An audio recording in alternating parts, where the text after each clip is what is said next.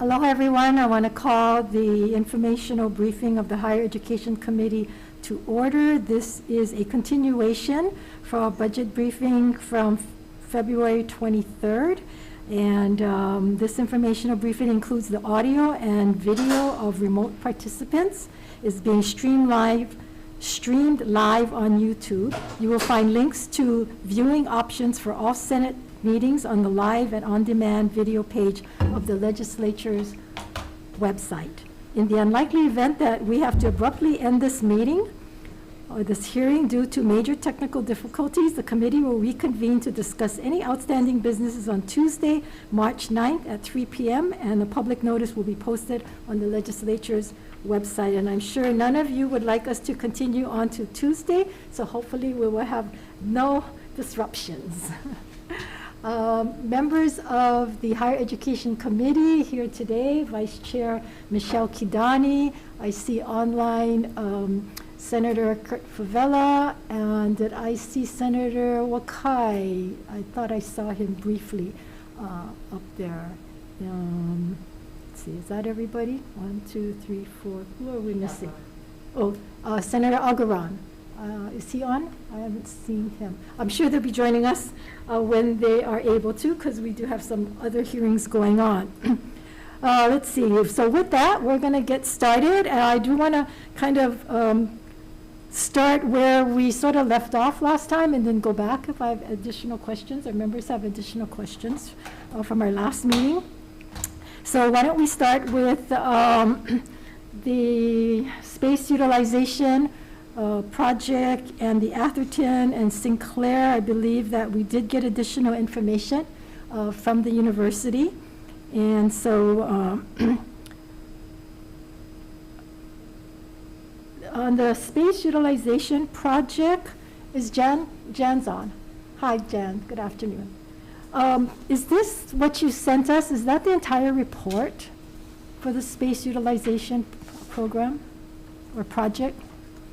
No, we just focused, we did a special analysis just on the Atherton space compared against the Sinclair library space.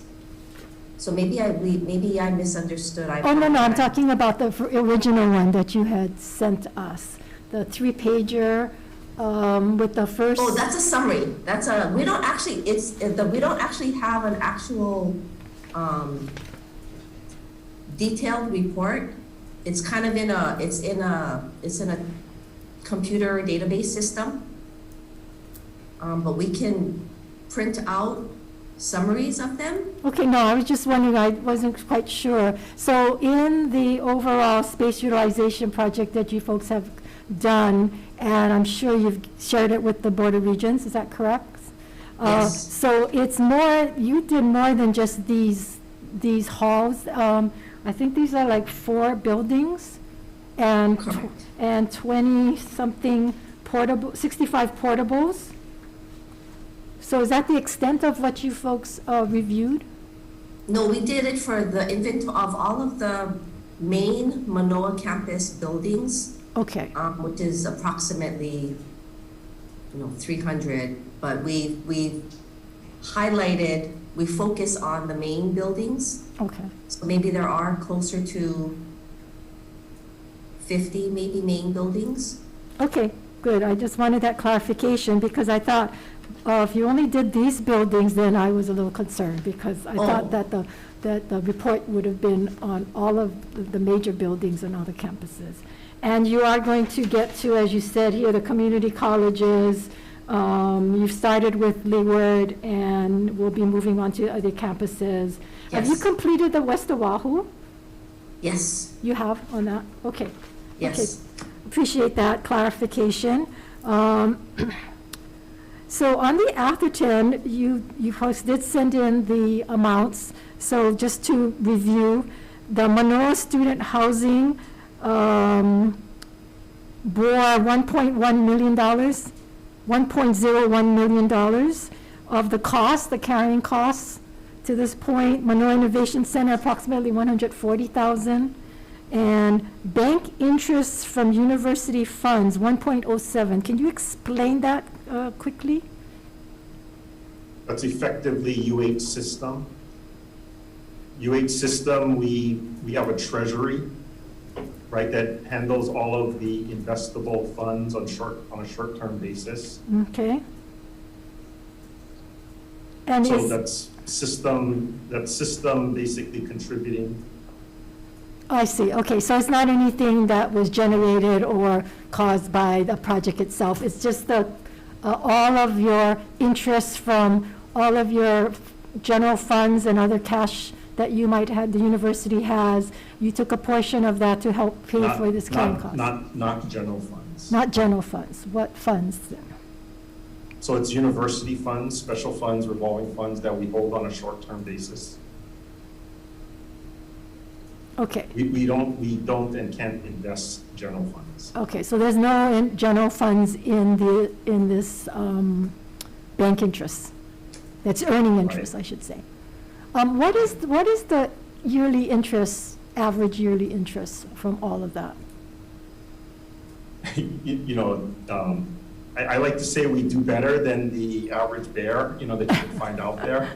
But, you're talking about like, 0.01%. I know, tell me about it. 0.02% kind of thing. Yeah, it was better in, we thought we were struggling 3 years ago, but that's like way better than it is today, so. But what's that number? I kind of want to get a sense of how much is the 1.07 million that you're contributing to this project from bank interest in comparison to the total amount of bank interest you get a year? Yeah, so because interest rates are constantly, changing, and because these are short-term investments, so you're talking about whatever is the going interest rates for things that are, typically less than 3 years. So currently our interest rate, in the current calendar year, and including last year even, you're talking about something on the order of like 0.03%. In terms of dollar-wise, the entire university for our short-term cash on hand, we like to shoot for something, in excess of $1 million a year of interest. But, then that was modest, 3 years ago, but that level has been going down because interest rates have been going down. So you get about $1 million of interest for the last calendar year? Are you saying that, or? Yeah. So pretty much one whole year of interest went to this carrying cost for Atherton? I don't think it was all of the interest, but, decent portion of it. But that's what you folks submitted to me. It says interest from UH funds, so what else would it be? Yeah, no, so what I'm telling you is that the specific and exact amount of interest that we earn, it's going to be in the order of magnitude of, $1 million, could be as high as $1.5 million. The level of amount of revenue that we can generate from interest, it fluctuates from year to year. It's a number of factors, one of which being the interest rate. No, I understand, but this is current money that you have been carrying, so I assume that this had to come from either the last year, right? I mean, the last 2 years. So over the last 2 years, what would the interest dollar amount have been each year? Yeah, so again, I can't tell you the exact amount, but for 2020, it was less than what it was in 19. So it was about $1 million, which is less than what it was in 2019. I want to say, so if you're talking about order of magnitude, I want to say back in 2018, it was close to $3 million a year. But since 2018, it's been going down each year. Again, interest rates have been going down. That's one of the factors. Last year, I want to say it was something on the order of about $1 million plus. Okay, so it's safe to say that you've allocated almost 100% of last year's 2019's interest, right? Because your report says you gave 1.07 million to this project. For 2020. 2019, 2020. Right. That's a lot. And then Atherton rents is 300,000. So for a total of 2.532 million that you folks have used for this project. Will these monies be reimbursed once the project? That is part of that's the business plan. Okay, so the Manoa Student Housing will get back their 1.01 million. The Manoa Innovation Center will get back their $140,000. Is that correct? That's part of the plan. And the interest will be deposited back. So is this over, what period of time will they get the money back, or is it one So lump sum? it depends on the production of net revenues out of the project, but if you refer back to the pro forma that I gave you before the last meeting, it kind of shows you that there's anywhere from as low as 300,000 to as high as 1.4 million over the course of the pursuing 40 years. Now, that will obviously have to depend on whether or not that revenue actually materializes. Right. At that level. And also, we have another public partner, right? We have UH Foundation. So there will be a revenue split. So all of that is, part of the overall negotiations in terms of the business structure. But, based on the pro forma, I think it's pretty clear that it's safe to say that at the current equity investment levels, you're talking about like within 10 years of the initial project. Within 10 years, you hope to have a positive. So this reimbursement won't take place till maybe another 10, 15 years? And then it'll be in small increments, right? I mean, you're not going to reimburse them $1 million right off the bat. No, I think, no. So as the revenues start coming, so even on the pro forma year one pro forma presumes that there's 300,000 in revenue already. Year one, when would this year one begin, though? 2024. 2024. Project is open for business in 2024. Okay. So the way it works is that 300,000 is going to be split between, let's just assume the pro forma is how it actually works out. That 300,000 actually is going to be split in some fashion between the foundation and UH. So in whatever UH's portion is going to be, let's say it's 50-50, for example, that 150,000 would get divvied up between all of the equity partners in UH. So it's not like they get it all one time, but they might get repaid back over the course of the entire, period. Right, that's what I was trying to say. So, they probably won't get it all for years, right, after. And then does this include It will take years. It will take years. Yeah. Whether it takes 3 years or 10 years or, even longer, again, depends on the production of the So the pro forma is just what UH will get, and Hunt's portion is already calculated out, correct? It's not part of the way the pro forma is laid out, private partner is what's called above the line, and UH Foundation's portion is basically the bottom line. Okay. But again, this is all predicated upon you getting 370 beds, correct, or more? That's what the PRU you're going in for, 370 beds, and not 320. That's what their application. That is what their application requests, but the specific number of beds is still left to be determined. So if the number goes down, the whole pro forma has to be adjusted downward, right? The pro forma, there's a number of dynamics at play, right, that could affect the pro forma, right? The bed count is only one of them. Okay. Getting through the timing, of getting through the PRU, that could also have an effect. Getting the Timing, rents. delivery of the project. The rents all are those high, things. right? $1,900 a month.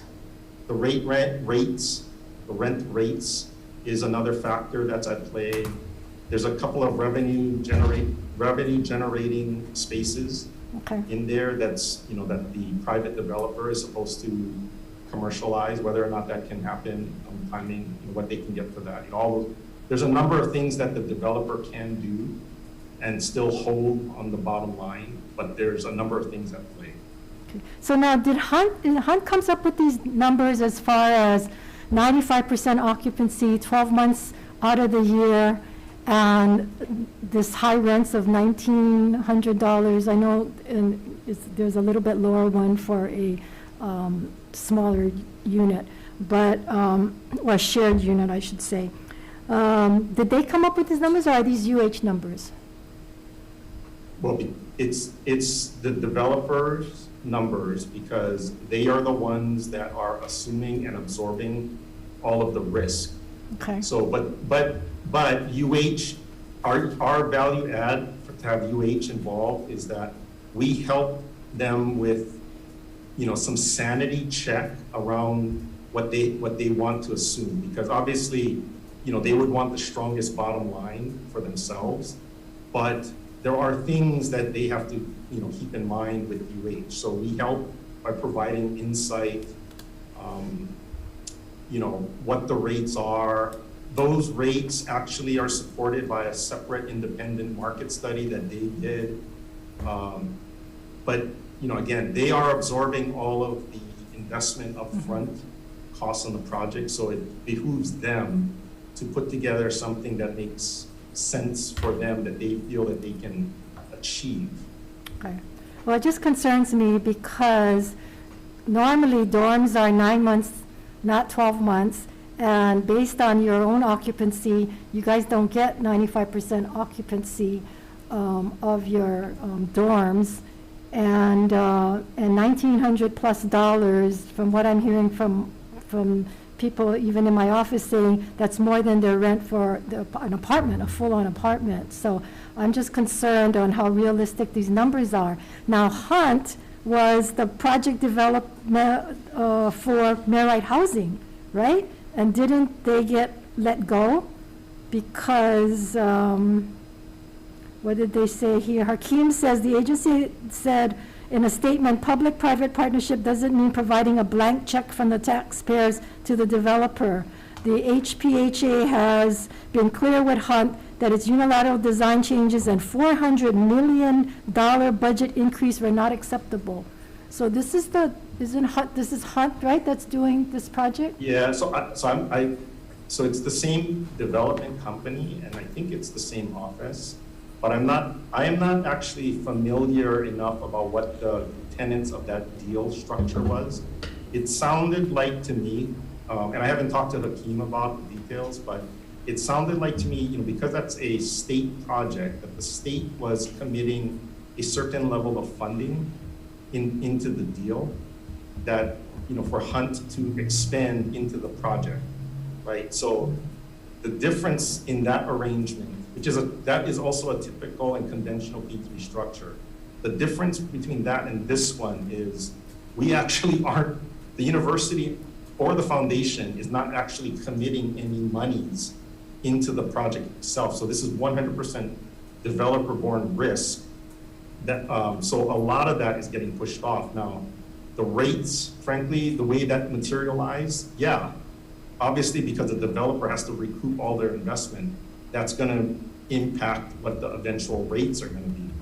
But on the other hand, if UH or a foundation really wanted to control or have a say in that, we should be willing to put money up front.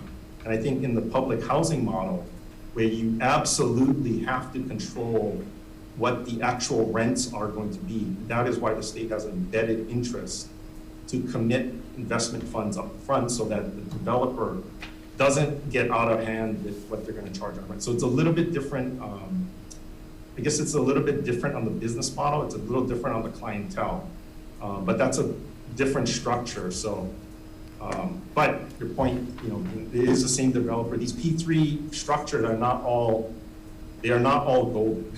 Right? And they're not all automatically successful. Okay, I just want to make sure we go in this with our eyes wide open. We know what the risks are. We know what the situation and whether they're taking all of the risks. The fact of the matter, it's still a university project, and monies have in fact been invested into this project, and whether we get reimbursed for it is yet to be seen. So I'm hoping that the university will be cautious and cross their T's and dot their I's, because at the end of the day, this is a university-wide state project. So I just want to make sure that, just because they're taking all the risks, that it's not going to end up being a white elephant at some point, which I'm hearing it might be. So, excuse me if I'm cautious with money, because I am, and especially in this light. Members, any questions before we move on to the next area? Anybody? No? No. Okay. Okay. I'd like to talk about the faculty research positions, the R tenured positions. We had asked for a breakdown of how much general fund monies are actually being used for research tenured positions, how much extramural funds and how much tuition and fees funds are actually going in to pay for these positions. And I know that on the mainland and across the country, majority of the research salaries are paid for with extramural funding, and these positions are required to have extramural funding or they do not exist. And many universities require anywhere from a low of 40% to a high of 80% of the researcher's salary to be covered by the research grants. And I know your response to me was that, we are working with UHPA on the classification resolution, but this is not an excuse not to give the committee information, because this is a budget briefing, and we are looking at all of the general funds that UH receives, and whether or not we're working on a resolution is really not any excuse why we should not be given this information. Now, you did give me a breakdown in general. And it's interesting because the first time I asked for it, you only gave me all of FY 2020, which included, I guess, temporary positions. Because in that slide, and members, you can find this on page 6 of the response, the latest response. And it showed where there was, these positions were being paid 46.8% of their salaries were being used general funds, 39.1% were extramural funds, 9.3% were tuition and fees, and 2.1% was RTRF. But when I clarified in the second request and said, pull out permanent positions, do not include temporary positions, because temporary positions are positions that is funded by the grant, and only as long as that project and grant exists, that position exists. So it shouldn't be mixed with the permanent tenured researcher positions. So when you did that, it came out where 72.5% of their salaries are using general funds. Only 16.2% uses extramural funding or funding from the grants. 8% comes out of tuition and fees, for a total of 97%. So, this is concerning, that these tenured R positions, where on the mainland they're mostly funded by extramural funding, that the general funds proportion is so high, as well as tuition and fees. And I just get the distinct sense that somehow you're trying to minimize that when you only gave me the first report, and I had to ask more clarity to make sure that I'm getting the numbers and why I'm asking for these numbers, because we're concerned about the amount of general funds that is being used. Also, my understanding is that the tenured our faculty is only around 86 positions, and that non-tenured track is about 79, and they bring in their own funding. And tenured track is another 20. So I recall that there was a letter that about 2 years ago, I got a copy saying that we were moving to asking for these researchers to bring in a percentage of their salaries. So can you share with me where we are at that policy? I don't know who can answer that, President or Vasilis? I can take that one, but first I want to also say a couple of general observations here. As you probably know, and we have talked to UHPA, you have a point about the art faculty, and the university takes that very seriously.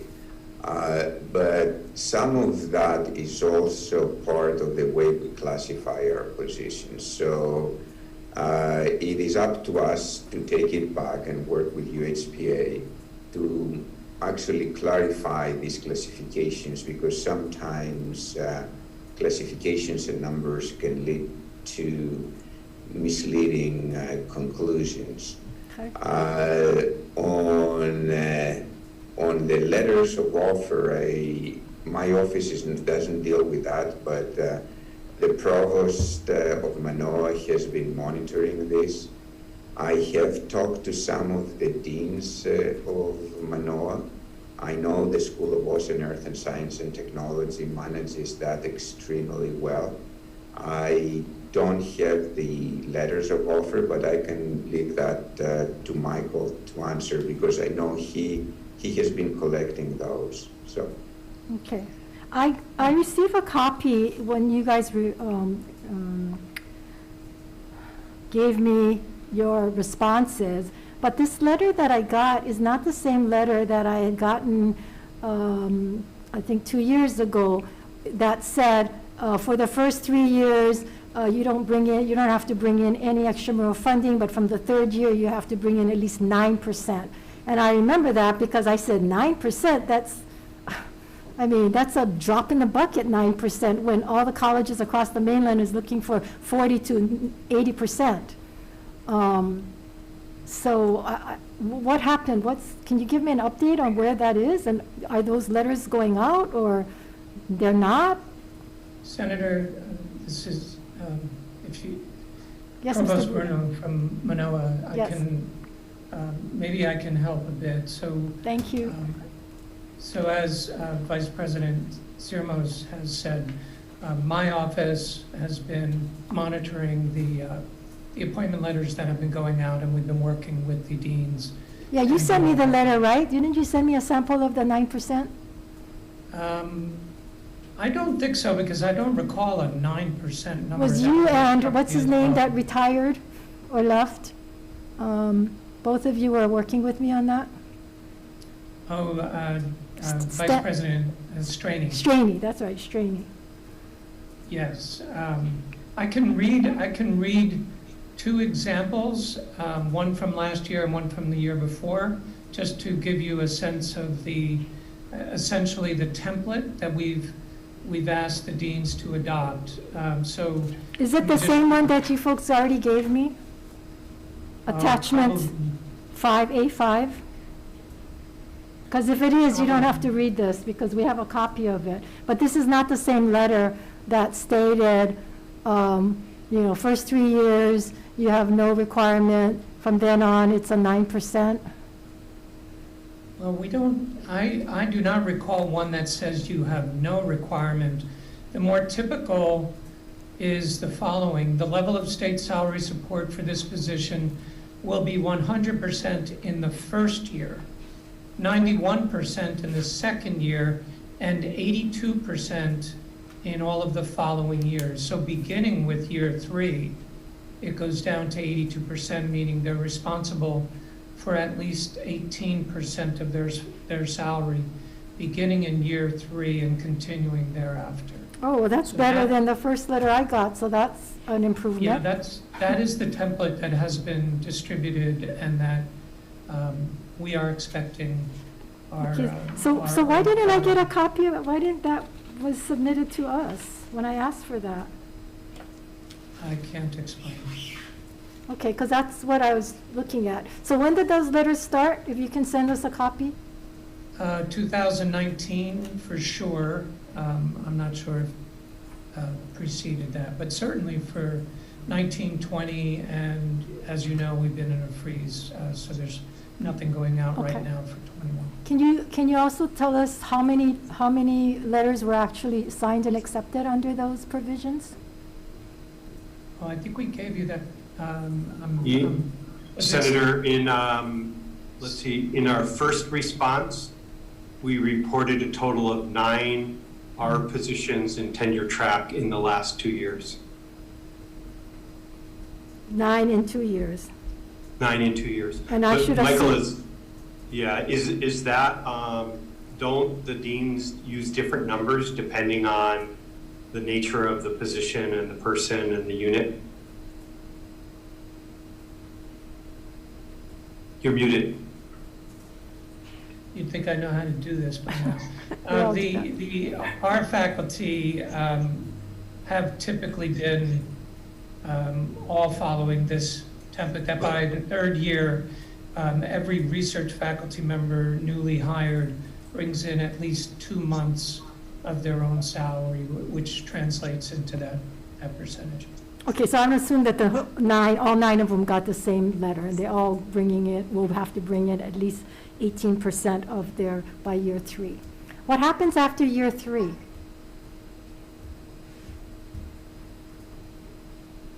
Well, they have signed an appointment letter where that is the expectation. It depends on the unit, has been my experience. But if that does not happen, then there will be an expectation that there would be other duties assigned. No, I'm saying what happens to a professor who stays with us 20 years? And so there's one of these 9, they stay with us for 20 years. What happens after the 3rd year? Do they maintain the 18% for the entire year? Does it go up? Is there any other expectation? Or it turns to be 0? The expectation is that that is a minimum number. And for these faculty to be promoted, to receive tenure and to be promoted, my experience at Manoa is that that is regarded as a minimum number, and that the newly hired faculty will not have success in achieving tenure and then later promotion to higher ranks with a lower percentage. Okay, but that's not true of the current faculty though, right? The current are tenured faculty. Yeah, the current faculty may, or in some rare instances, in my experience, may fall short of that.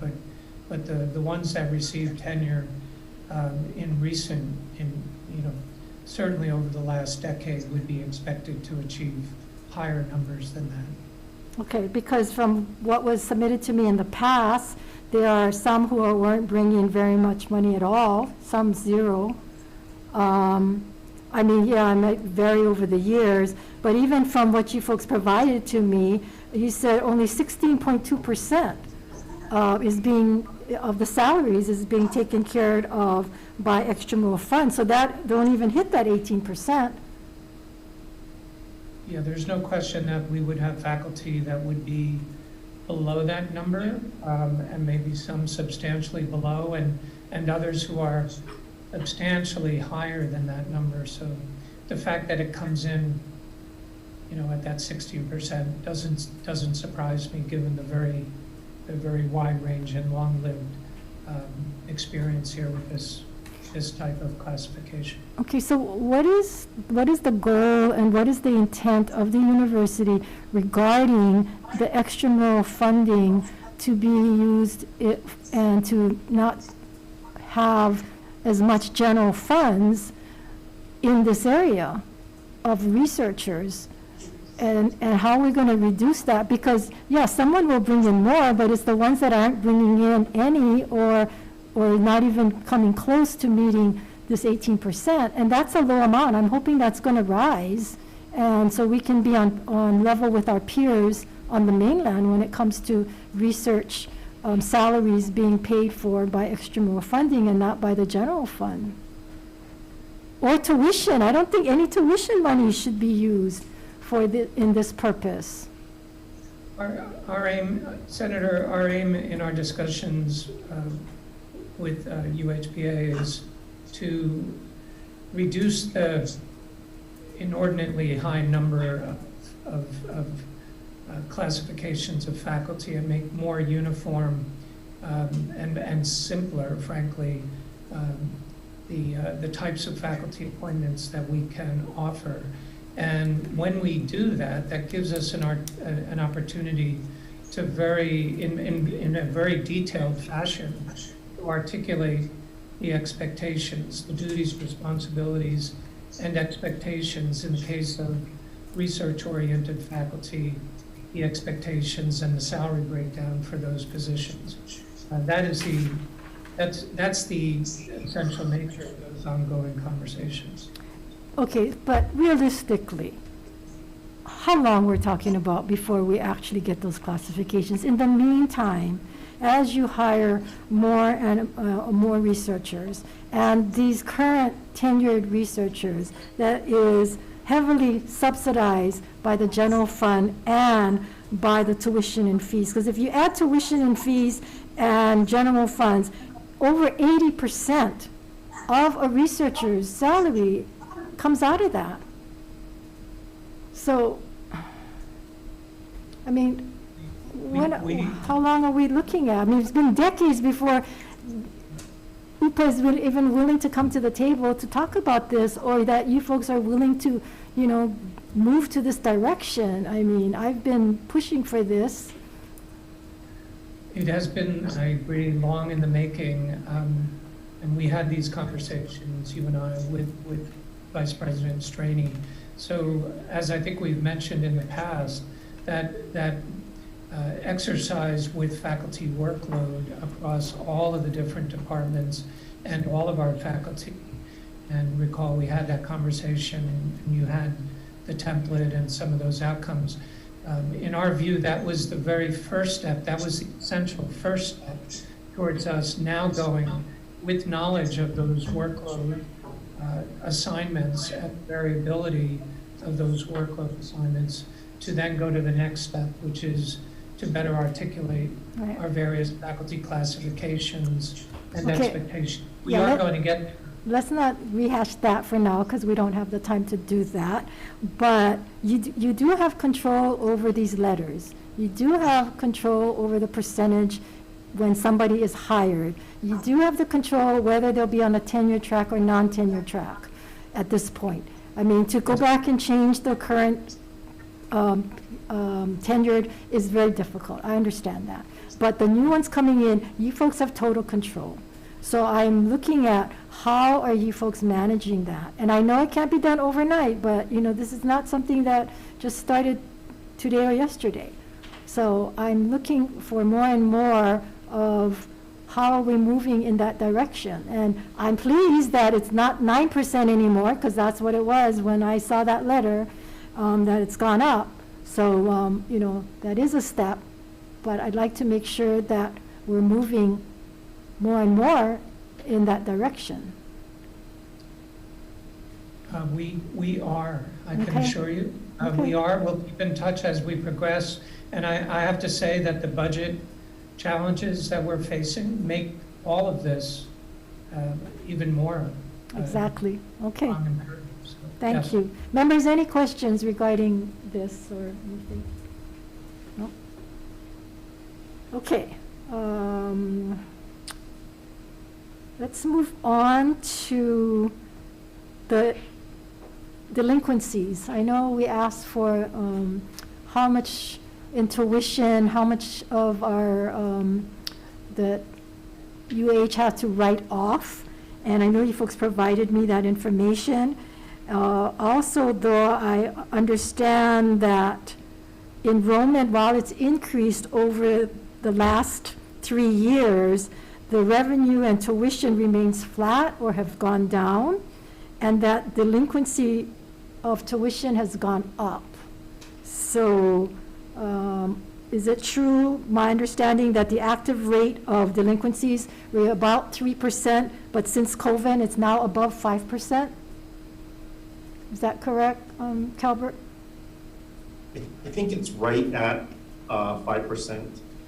And the typical pre-COVID year, it would be about 3%. And when you say 3% or 5%, can you give us some numbers so people understand what? Yeah, on any given year, for the entire university, across all community colleges and campuses, we're talking about tuition revenue, on the order of magnitude of about $350 million at the top side.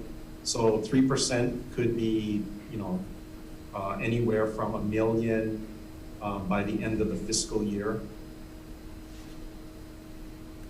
Okay, now that's $1 million added on to all of the collection or those that have been uncollectible or still being collected. Is that correct? Yeah, so it would be, it's what we would call basically current delinquencies. So you're delinquent, you're not like immediately delinquent, but after, let's say, 12 months, the account is still delinquent. So it'd be like current delinquencies. But that gets added. So during the course of the year, that rate might be higher, but by the end of the year, it could be down to somewhere around, $1 million, $1.5 million, even $2.5 million.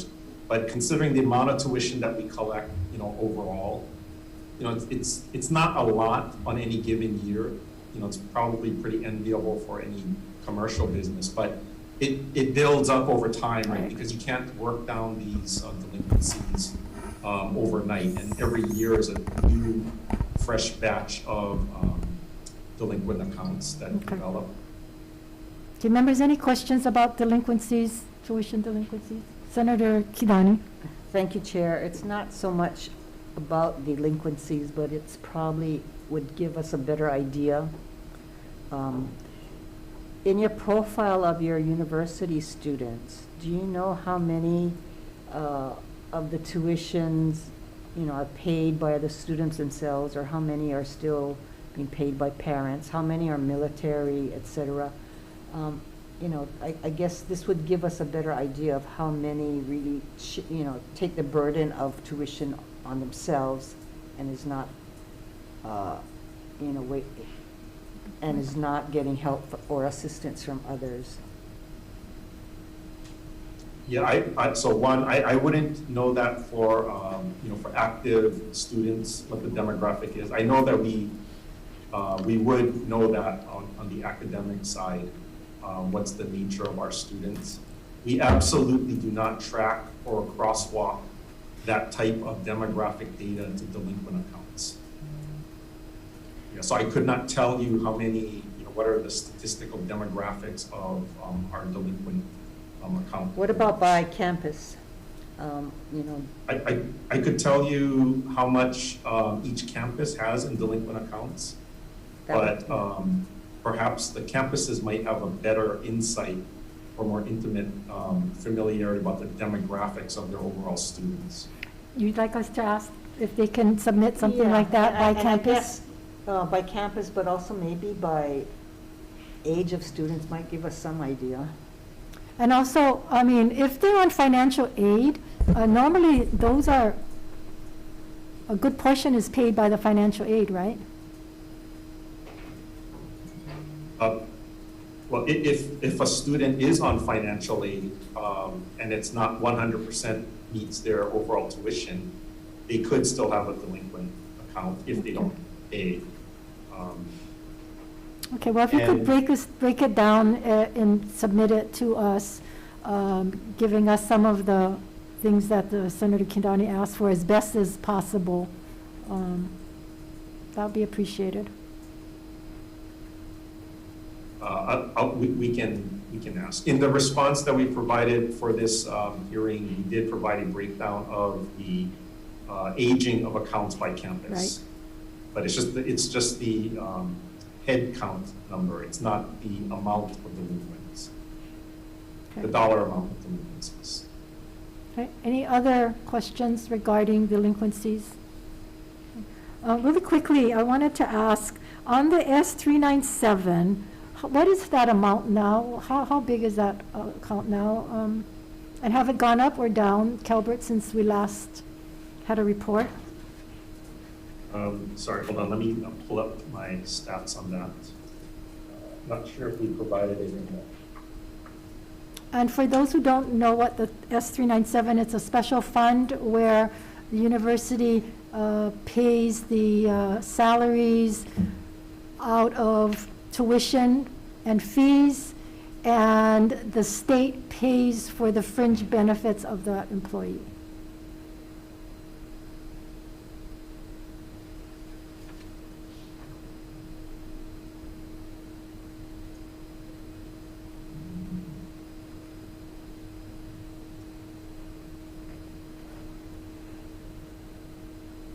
Sorry, Sin, I'm trying to pull it up. We, for fiscal year 19, which was the last year that we tried to start as the basis, we had represented that for the 4 or 5 years prior to that, we had reduced the amounts of S397 use. But for FY20, it had slightly, we had tried to hold it to FY19 at least. What was FY19? I'm sorry. Yeah, sorry, let me pull up this.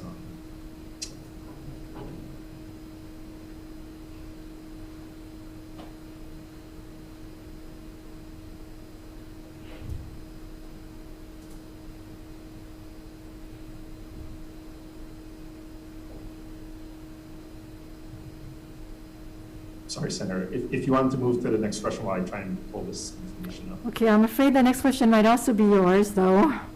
I wanted to know about the performance-based budgeting, unless President can tell us on that, is,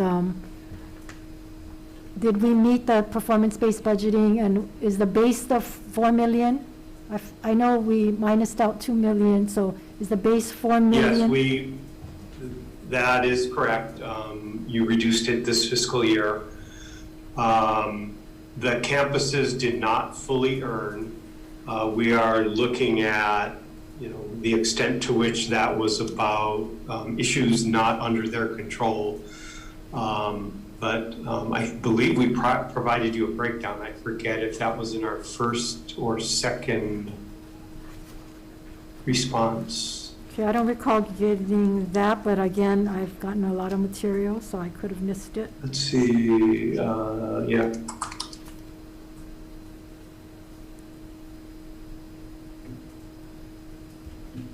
Yeah, I have my 3 responses that we provided to you. I was pretty sure it was in there somewhere. Oh, it might have been in the first one with WAM, Ways and Means Briefing, in January? Yes. Okay, I haven't reviewed that in a while. Let's see. Hang on, I can pull it up. Okay. In the meantime, Calbert, are you got numbers? Yes. Okay. So, computer's freezing here. Okay, so for FY19, for FY19, we utilized 14.29 million in S397, and then for 2020, we utilized 15.79. Okay, so 15.79 is what? The amount of salaries or the amount of It's the fringe? amount of general funds used as fringe for tuition and fee salary employees. Okay, so what does 15.79 calculates out? What is the how many number of employees and their salary total amount that we're covering? What's that number? It's like 40 million? 30 million? The back of the envelope is that fringe is approximately 50%? 58%. 58%. So whatever 15, let's say if it's 50%, 15.8 million would be the equivalent of 31 million around there.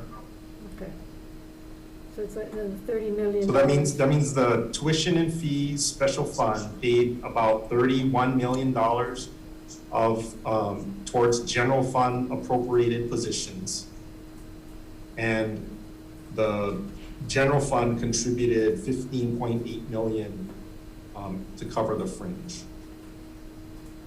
And it went up from 19 to FY20.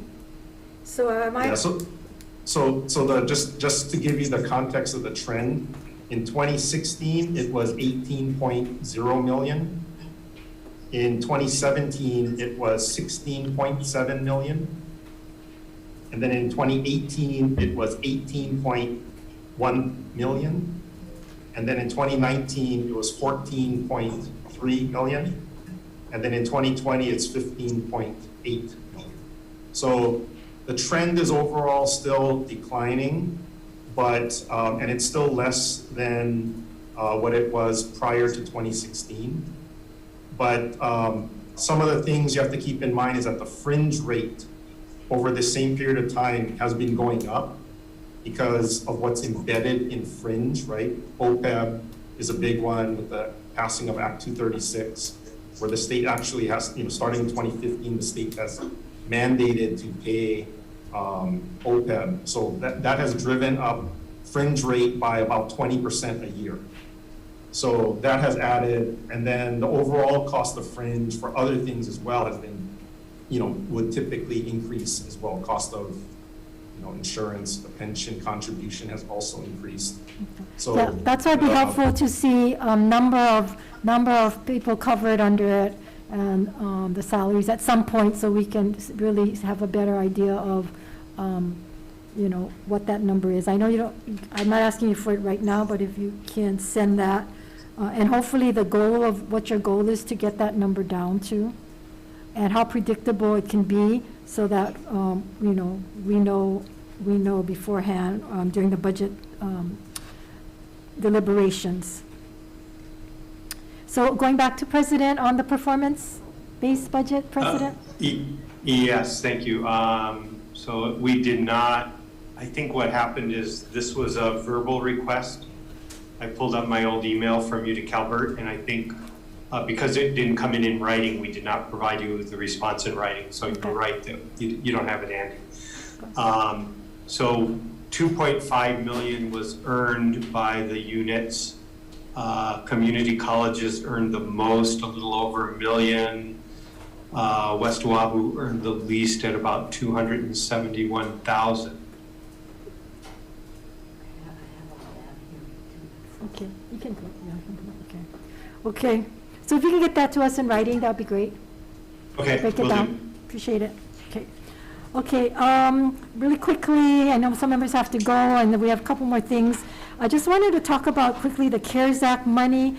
Out of the 44 million of the feds direct to colleges, that approximately half of it goes to student financial assistance and not student financial aid.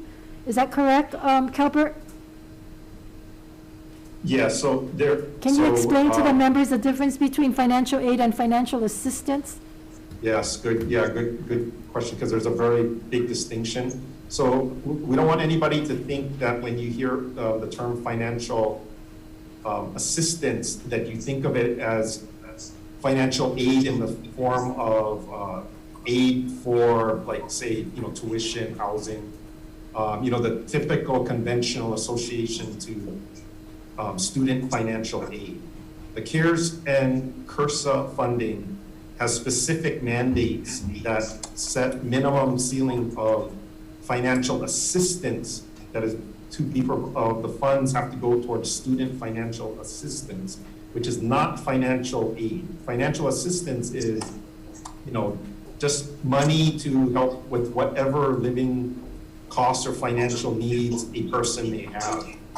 The way the CARES and CRSA arrangements work, the University of Hawaii is really the means to get federal stimulus money, if you will, into the hands of young adults, that they just happen to be students. So, and for the university, when people hear that, the university's getting $40 million in CARES funds, well, what I don't want is for people to think that it's $40 million of money that can be spent anywhere that the state or the university wants, because there are rules that are placed on it. And one of them is that a minimum amount, and it amounts to 50% of what's called the tranche one funds. 100% of that tranche one, 50% of that tranche one is mandated to go towards this financial assistance that the university served as the pass-through to get it to students. And there were similar requirements in later tranches, but somewhat relaxed. And so a lot of this money coming into the university is actually, we're actually trying to flow it directly to students. And students don't have to pay the tuition or any of their balances in the school, right? There are also limitations on, we cannot hold back the monies just because a student has a delinquent account, nor can we divert that student financial aid or assistance to pay for their delinquent accounts. It has to be on the student's own accord. So you give somebody a money, and whether they want to pay you or not, or use something else to pay you, it's their choice. That's part of the requirements or the limitations that are placed on us with the distribution of the funds. And how is that calculated? Like on the community college level, some of this funds is more than what the tuitions that they're getting? So there's certainly no prohibition on that, Senator. Again, the purpose of this funding was really to recognize that students have been faced with extraordinary challenges during this period. Right. So it's, we'll meet students who have two parents who have been laid off from the hospitality industry, and they've lost their own part-time job. So this money really isn't just intended to pay us our tuition, although that's certainly part of it. Right, but in many cases, the university is not getting those funds. Is that accurate or not? The funds that we give to the students that are required to go to students, as Calvert said, we cannot hold those back to pay ourselves. No, I understand, but I'm saying, Yeah. on the students' side, are they actually paying off their debts? We are seeing that because many of them want to be able to register for the next semester. So they're highly motivated to pay us so that they can continue on and, create a better life for themselves and their families. Okay, I just want to make clear, and then, so the public understands, like, as you said, Calvert, that not all of the monies you're getting goes directly to the university for some of the other. Right. The federal acts also strongly encourage us to give more to students. So they've established minimums, but in every tranche they say, and if you can give more to students, please do. Okay, any questions, Senator Wakai or anyone online? Senator Kidani had to go to another hearing. Senator Wakai, you had any questions? Yes, sorry, Okay. I wasn't clear if did we talk about Ching Field and the renovations there earlier? No, but we can right now if you want to. We're moving on to the next. Okay, why don't you ask a question or ask? I'm not too sure if David Matlin is on this call. He is. Oh, there you are. Hi, I'm here. First of all, David, congratulations. From what I saw in the paper, kudos to you for getting $2 million to help defray some of the expenses Yep. for the Ching Field. That's great news for the program.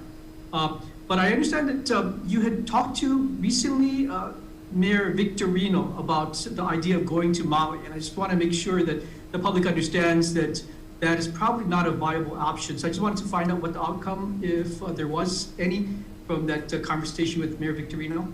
Yes, yeah, we spoke earlier today, and just kind of went through, I sent him an email about what the short-term requirements were facility-wise for having a D1 football game in 2021. A lot's changed since games we played in 2001 and 2005, with expectations on instant replay and medical observers and a lot of other areas. So I sent him that, and then we talked a little about the finance model of it, and our operating costs would be a lot higher if we did that. There's really no funding mechanism for that. So we kept the door open for, playing a whole season there doesn't make sense, but we looked at maybe other opportunities that we could do in the future. It might just be clinics or possibly a spring game or some opportunities to do in Nave Islands like we've done in the past. But it doesn't seem to be viable at this point for 2021. Okay. Well, I just appreciate the fact that you even looked at that idea. It was kind of a trick play, so to speak, in trying to figure out, like, how do we salvage a decent season, well, not decent season, but a decent venue for a glorious football season. But I guess it just kind of didn't work out. But I still believe that sometime in the future, we might want to take a future UH football games to the neighbor islands, although, as you mentioned, doing so for the next 3 years probably doesn't make any economic sense for the university. But I appreciate you even exploring that opportunity. Yeah. Well, thanks for being the bridge and connecting us. I think that that was always good to have conversations like that. So appreciate that very much.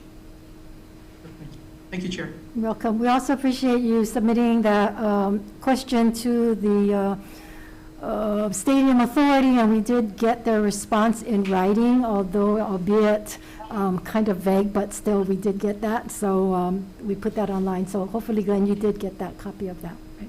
Yeah. Okay, no other questions on Ching Field. Let's get our last and most favorite topic, the Cancer Center. So going back to what we learned last meeting is that the university has been given in general funds to the Cancer Center a total of $5.1 million, and of that $5.1 million, $2.8 million is in general funds and $2.2 million in tuition funding. Correct, President? I believe that's what you told us.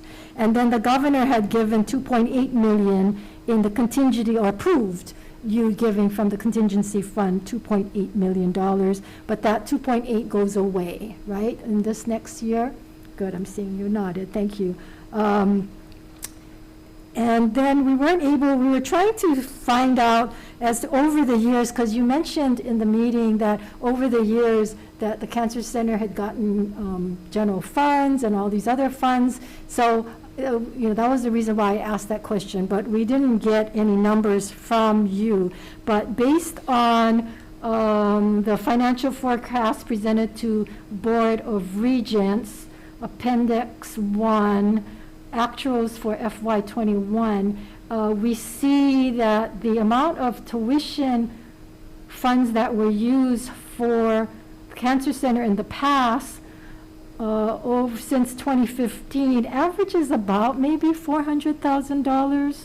1 year was as high as $755, then went low as $285, and then there's projected. But the $2.2 million, that just started in FY21, according to this. Is that correct?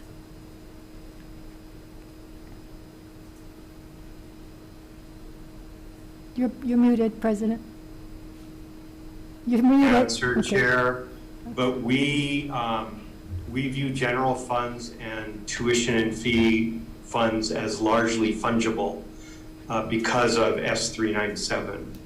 So I can dig up why the mix may have changed over time. Yeah, if you can show me, and doesn't have to go to when it was incepted, but could go back. We did so not have a tuition and fee special fund until the 90s. Well, and I don't think we had an RTRF until probably sometime. Right, but just based on this chart that I have, it just shows that, you know, the amounts were well under $1 million.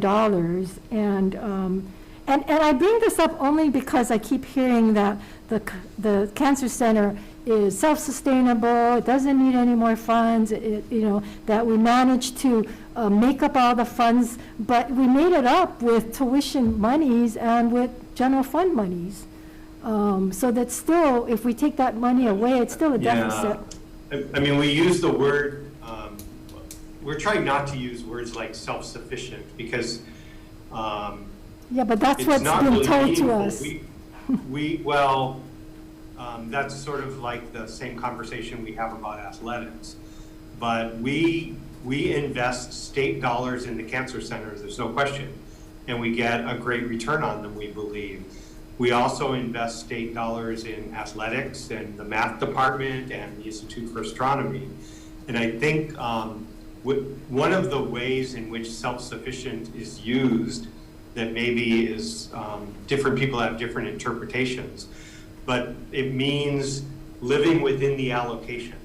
So if the total revenue inclusive of general funds and tuition and fees allocated by the university, plus the amounts generated through other sources, balance with respect to expenses, we might use the term self-sufficient, but that just means living within the means as opposed to 100% generating all of the resources that are expected.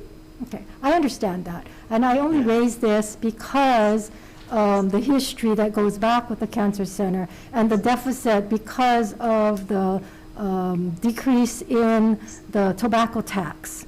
And then the fact that there was all these studies and concern that there was this deficit in the Cancer Center, and then all of a sudden telling us that, oh no, we're self-sustaining, we've managed to make up all that money, when in fact it wasn't actually made up with some other sources, it was made up with general fund monies and tuition monies, and we just want transparency. We want to be able to point to these things and not lead the public or lead anybody to think that it happened any other way. It didn't miraculously happen. Indeed, and I will, because we got a new director. I take responsibility. I did, at the Manoa campus, recognize that this wasn't going to balance by itself. A substantial part of it is the management actions taken by Randy Holcomb as director, and the campus also upped its investment. Both statements are correct, to bring the total picture into balance. Okay, so again, we still, and I'm not sure if I'm mistaken on this, but we still haven't received an updated financial plan. You gave me a financial budget, but again, this is a standalone budget with not getting the financial plan. And I kind of looked up what entails a financial plan, and certainly we have not gotten that. We've got one a couple years ago that I have with me that was submitted, but we haven't had an updated one. But be as it may, let's talk about this chart or this graph that you submitted. So under revenues, and this is the HO'ola Early Phase Clinical Research Center budget that you submitted. Thank you very much. 5-year startup. Under revenues, it's got $400,000 year one. What is year one? What year are we saying year one is to begin with? Randy, you want to take it? Sure, we have not started yet. So year would start probably in middle of 2022. 2022. Okay, so year one. We haven't finished construction. Okay, no, so in year one, we expect to get $400,000 in industry grants and contracts in 2022? So that middle of 2022 would be fiscal 2023. Correct. Okay, so we expect to get 400, and that $400,000 is arrived from on the bottom where you say year one assumptions at the industry revenue per patient is $20,000. Is that how we arrive at the 400,000? correct, Senator. Okay, so in 2021, we expect to have 20 patients in the early clinical trials. We're going to have 20 patients, and they're each going to pay $20,000, or their medical whatever is going to be reimbursed, or we'll get $20,000 per patient. Is that correct? Am I reading this correct? But that's not 2021, that'll be year one, which will likely be fiscal year 23. 23, that's what I'm saying, year one. So that's what we expect. And so in year two, we're doubling that. And so in 2024, we expect to get 800,000, 40 patients. Correct? Okay. And I raise that, and then in year three, it's expected to have 75 patients, would be 2025, 75 patients, for a total of $1.5 million. But in your business plan that you submitted, I don't know, 2 years ago, it says the business plan is extremely conservative, estimating balanced operating budgets with enrollment of 60 patients per year by year four. By year four, so you're not so conservative now, because you're saying that by year three, you're going to have 75, exceeding the 60 patients. So you've upped that. Also, what's concerning is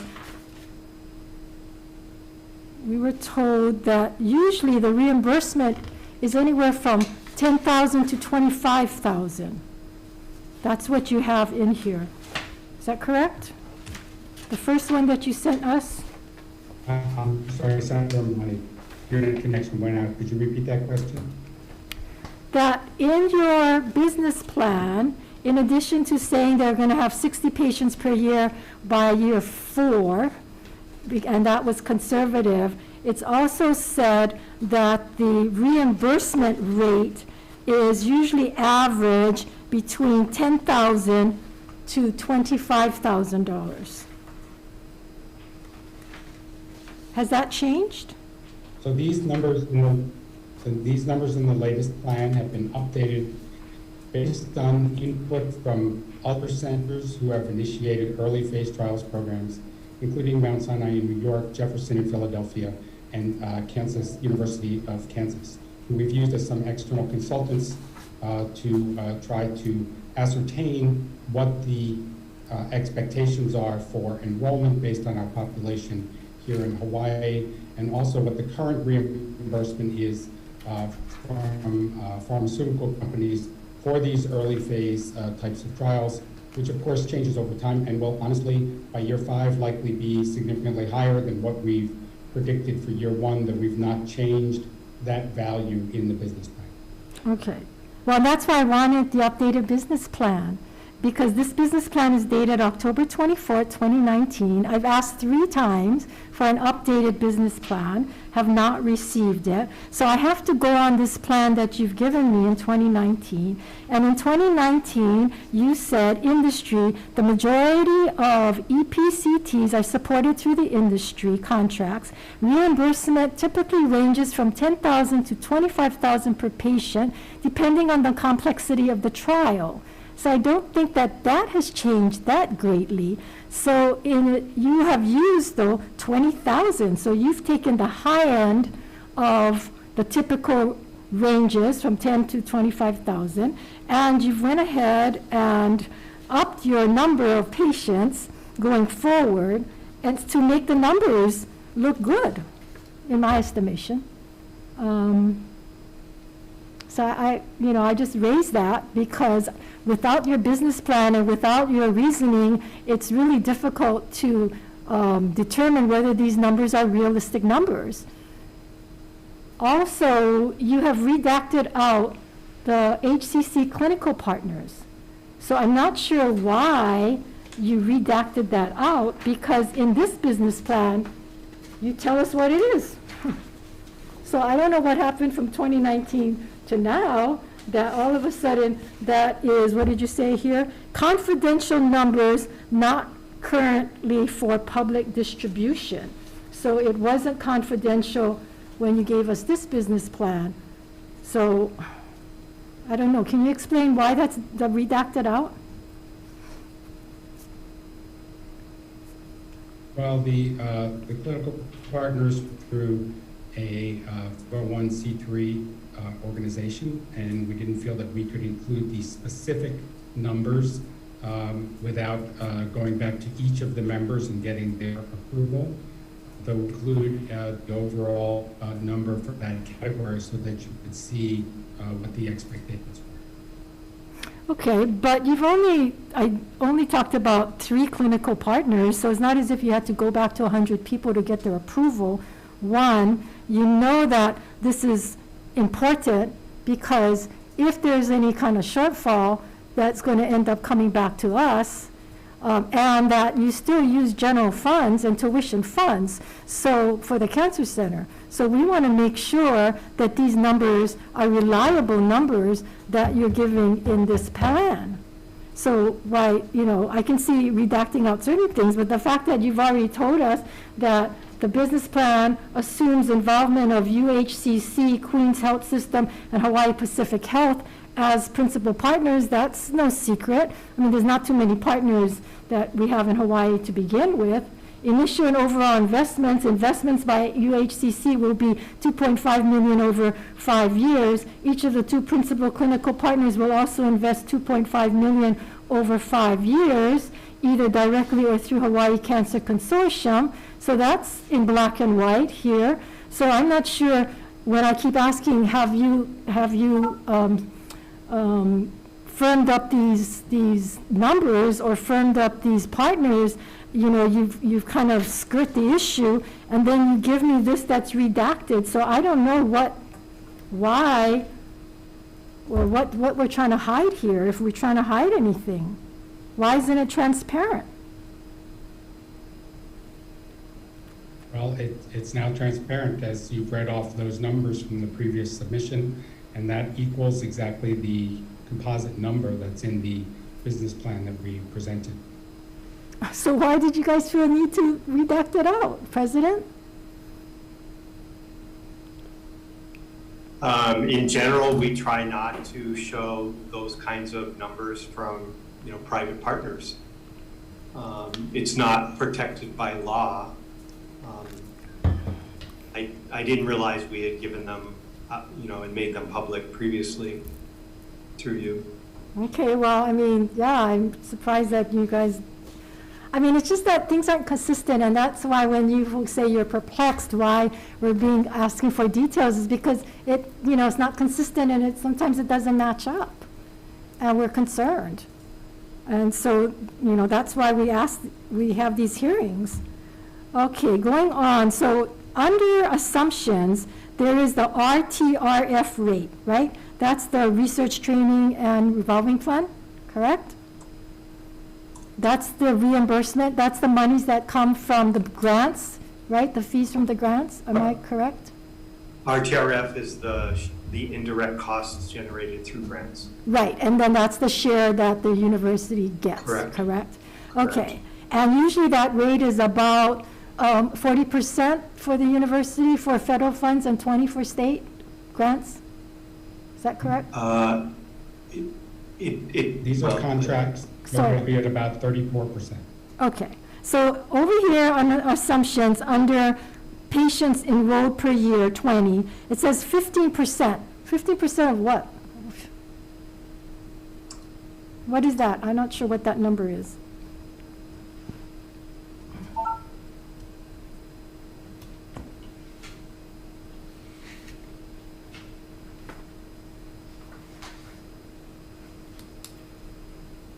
Could you repeat that question, please, Senator? Okay, on the bottom where you have assumptions, has industry revenue per patient that we talked about, 20,000 per year, which I thought is high, since it's the average of 10 to 25,000 is the industry standard.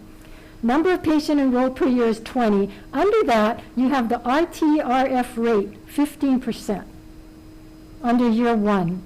So what is that 15% of what, or what is that? Well, the RTRF rate for the university is 34%, I believe, for contracts. Vasilis can correct me if that's incorrect, but not all of that comes back to the individual units, only about half of it typically. So that's why we used 15%. So you're saying that the clinical trials is going to generate 15% of the 34% of all research grants that goes to the university? 15% of the overall contract amount would come back to the individual aspects of the indirect costs are kept by the university for various activities required by the Office of Research Services and other. That money that comes back to the unit would get reinvested into this program. Okay, when you say unit, does it go back to the cancer center or goes back to the clinical trials? Well, it comes back to the cancer center, that's the unit, but it will be reinvested back into this program. Okay, well, that. So you can see that up above, Chair. If you look at, say, the 400, the RTRF comes back in the following year. And so that's the assumption of 15%, and that's why it starts in the second year, or FY24. The 60,000 is 15% of the 400,000, and so forth. The 120,000 is. But President, I was just told that 20,000 is in patient industry revenue per patient. So it's not a grant, it's a revenue. So how do you get the RFTF on the reimbursements for each patient? This is not clinical billing revenue. This is contracts with pharmaceutical companies because these patients are all on a clinical trial. It's not billing through insurance companies. It's a contract. The contract comes with indirect costs per university guidelines. Okay, so the 20,000 per patient is in contracts, and of that contracts, that the university will take 34%? That's, well, 34% is added on to that contract. What's listed are the direct costs, and then there's a 34% indirect cost rate. Okay, wait a minute. So if it's $20,000, then it's more if you're going to take off 34% and then give you 15%. If we received $20,000 with an indirect cost rate of 34%, then there would be an extra $6,800 that came into the university for that $20,000. Of that $800, approximately half of it will come back to the cancer center, which is $3,400. That's the TR would come back to our unit, the cancer center. That would then be reinvested into the program. So if we only had one patient enrolled on a contract $8,000, the cancer center by year 2, because that money won't come back until the next year, would have an extra $3,400. Okay, so can you update this give us a plan, President, so we can understand what this is, and just a graph with numbers on it, and more like a business plan, and update this so we get a better understanding? So I don't want to assume the wrong things, but if you folks aren't going to clarify it, then that's what you're forcing us to do, to have that. Okay, we can provide more explanation to you. Okay, I would appreciate that. And then I also want to know, does this include the doctors? Because these patients are going to have physicians, doctors, which the cancer center does not have. And these specialty doctors, I know, charge a lot, and there are going to be fees associated with that. There's also going to be fees from x-rays and services, which we don't do. It's going to be done by the clinical partners or the hospitals, and I'm not sure if they're going to share any of those fees with us. I doubt that. So that should all be addressed in the business plan that I hope that you will provide to us. And And then. I think we can explain that in the context of the personnel and the operational phase. Yeah, because you mentioned personnel, but, you know, you don't tell me if this just staff or this includes the Okay. doctors, because I understand the doctors will be the specialty doctors that are being paid for, and they have to make money not just on this client, but all other clients. Okay, that's one. Two is, you say that you're using the number of patients that in Hawaii, 100 to 150 patients that would be benefit by the early clinical trials, but benefiting and being eligible and likely to be part of the program is not been defined. So that's another thing that I think needs to be part of this plan. Because just because they might benefit for it, they might not be eligible, they might not want to participate. Those are issues that I think should be addressed as well. Yes, I know, I'm looking at it. Okay, so I think that covers all that. So if we can address that, I would appreciate it, and that we have a better understanding of, you know, these numbers and how realistic they are. Because when you say year one is FY23, that's right around the corner. Oh, I know, the last one is construction costs. Is the projection now over budget? Or is it on budget? We're on budget at the moment, and we have contingencies within the budget. So we have not sent it out for final bids, so I can't tell you the absolute what the bids are. We have been working with our RIM architect consultants, and they've been working with the National Institutes of Health. And hopefully this will go out for bid within the next few weeks.